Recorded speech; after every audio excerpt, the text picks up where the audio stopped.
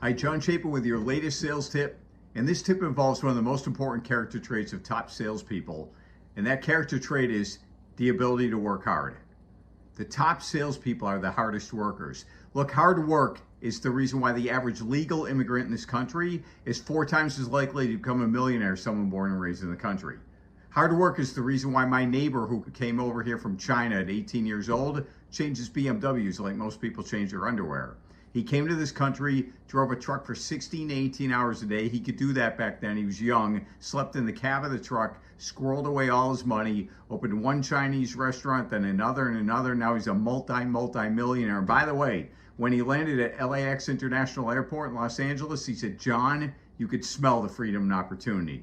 This is still the land of opportunity, though we have some challenges. But look, the most successful people on the planet in any industry are the hardest workers. Michael Phelps, 8 hours a day in the pool before Beijing, doing 2 to 3 times the workouts of a normal swimmer. People saying you're training too hard, you're going to burn out. Now he's the most decorated male Olympian swimmer ever. Hard work makes up for a lot of mistakes. It'll bail you out of almost anything. So in sales, it's making the phone calls, knocking on doors, doing whatever you need to do to hit your numbers and get the business. Sales is a contact sport.